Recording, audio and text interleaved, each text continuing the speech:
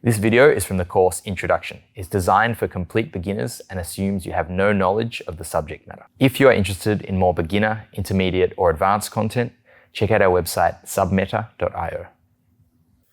So we're talking about hygiene in Jiu-Jitsu.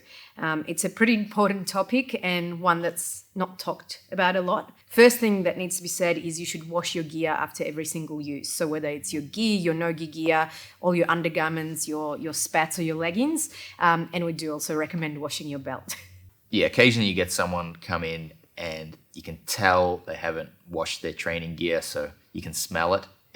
First, it's not just about the smell. It's actually can be dangerous. You can cause skin infections, right? So when we have bacteria that lives on our skin, and when we do grappling, you do get little abrasions just from obviously it being a contact sport. You get little abrasions, and that bacteria can get into a cut and cause an infection. If you get that, now by not washing your gear, you've probably got a lot of that bacteria on your clothing, and that's going to make you and your training partner more likely to get an infection. And that's something we have to bring up as well. If you ever notice that you've got anything funny on your skin, go to the doctor, don't go to training.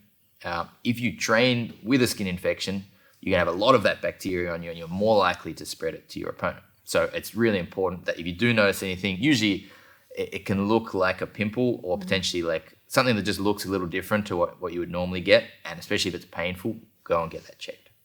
A really important thing to remember is to always wear shoes where you're off the mat and never wear shoes when you're on the mat. So when you're getting a drink or when you're going to the bathroom, wear shoes.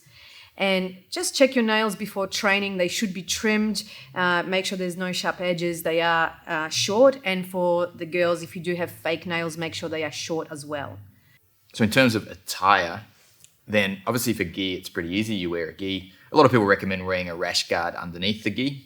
But for no gi, it's probably a bit more important. My suggestion is cover as much as you can. So if you can wear a long sleeve rash guard and spats, so covering your legs down basically to your ankle, there's less skin to skin contact, less chance of any sort of infection occurring or abrasions occurring on the skin. So a lot of the time, I don't like when people wear like a singlet. I think like an armpit in the face is not as nice as a rash guard is much better. And I also recommend having shorts over the top of spats, especially for the guys. No one really wants getting stuck under north-south with someone's junk on their face. No one wants that. For anyone wearing makeup, please don't take it off. It does come off on your training partner's gear and can actually damage it. So just have a pair of wipes in your bag, take it off before training. And lastly, make sure you shower immediately or as quick as possible after training. So we talked about the bacteria that can get on your skin from training, and you want to wash as quick as possible to get that off you. I hope you enjoyed this video from the course Introduction on submeta.io. If you go to submeta.io, you can watch this course for free, uninterrupted, with exercises to help you with recall. Also for free, we have the follow-up course to this, Foundations 1 Escapes, which builds on the content you'll be learning in this course.